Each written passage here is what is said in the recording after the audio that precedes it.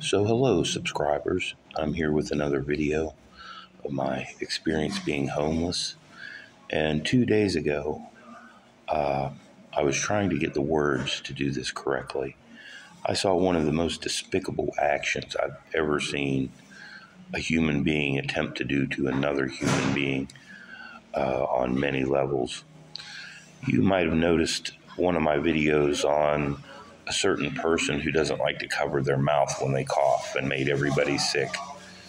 Well, 2 mornings ago, this person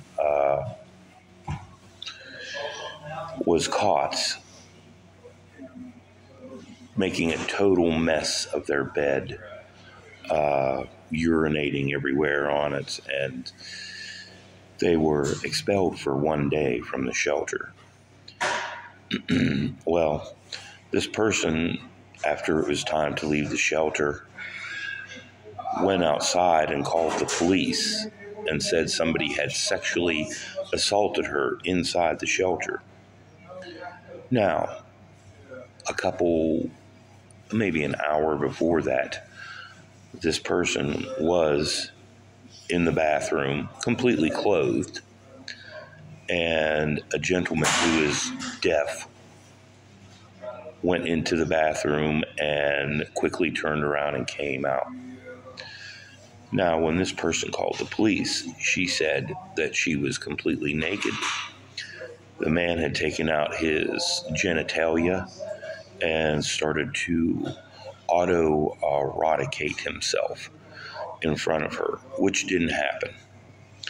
So the police came and took her statement, and I was sitting there, but I have a distinct personal code not to talk to the police unless under subpoena. So luckily, the supervisor of the shelter came down and said what happened and told the police to trespass this woman, and she wasn't allowed to come back. Now, what's so despicable about this is the gentleman, it was his first night there. And if it would have been any other female, the chances are he would have went to jail. And I don't know what the sexual assault punishment is. I think in West Virginia it's 3 to 5 years.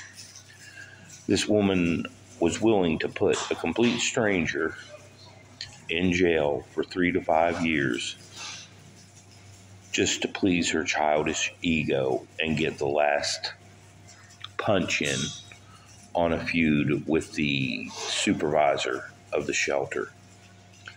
So, continuing. Okay, the police said she had to leave the property, but they said for her she could wait until the sunlight came so she wouldn't get injured. So then another 10 minutes passed. The supervisor of the shelter came back down and said, "I want you off the property now." She then goes and calls the police again. And the police come and say, "Well, yes, we told her to stay here until the sun came up. But the supervisor said, I want her off the property now." He said, "I tried to hold my temper before, but this woman is a damn liar. And none of the things she said that happened actually happened." And he was telling the truth. They didn't happen at all. So they trespassed her. They told her to leave the property. And she sat out in the street when I passed her at 7 o'clock.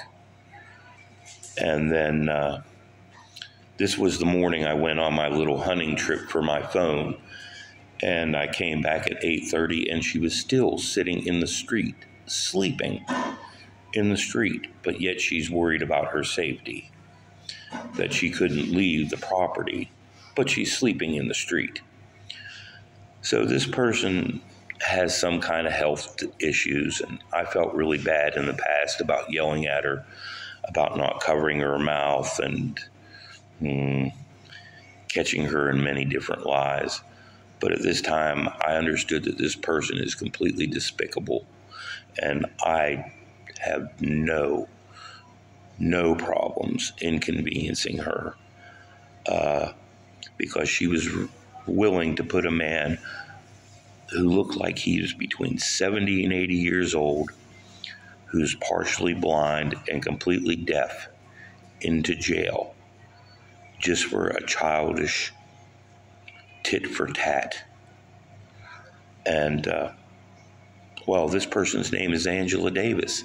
And now she says she's going to sue the union here because they don't have proper access for disabled people. Well,